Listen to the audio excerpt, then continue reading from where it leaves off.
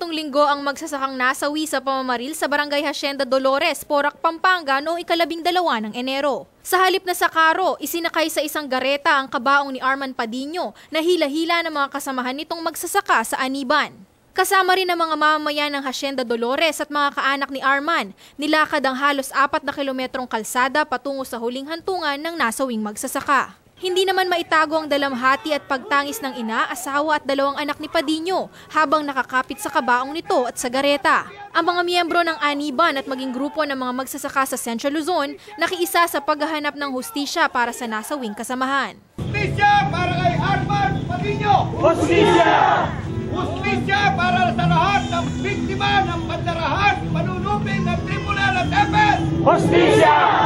Ayon kay Ka Joseph Canlas, chairman ng Alyansa ng mga Magbubukid sa Gitnang Luzon o AMGL, nararapat lamang na ipagpatuloy ang paghahanap ng katarungan para sa kasamahan at sa iba pang magsasaka matapos humantong sa trahedya ang sigalot sa lupa.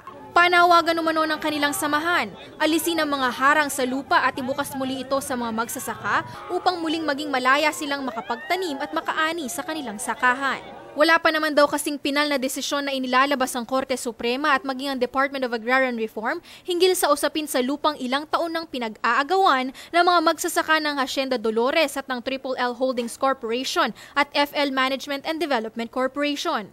Walang habas ang ginagawang paglabag sa karapatan ng mamamayan ng Hacienda Dolores nitong nasabing mga kumpanyang Triple L at FL na ito. Papanagutin sila sa ginawang karahasan, pagpaslang kay Arman Padinho at ng iba pang paglabag sa karapatang pantao ng mga mamamayan at magsasaka dito sa ating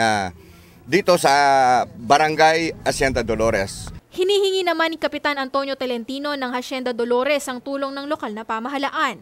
Hanggang ngayon daw kasi ay wala pa ring tugon ito sa kanilang ilang taong sigalot sa lupa. Sa totoo po talagang mahirap ang katarungan sa amin dito sa Hacienda Dolores.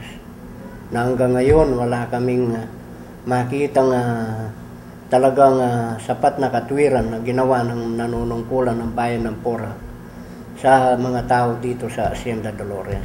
Ako po si Sara Maniago, alerto alisto sa pagbabalita.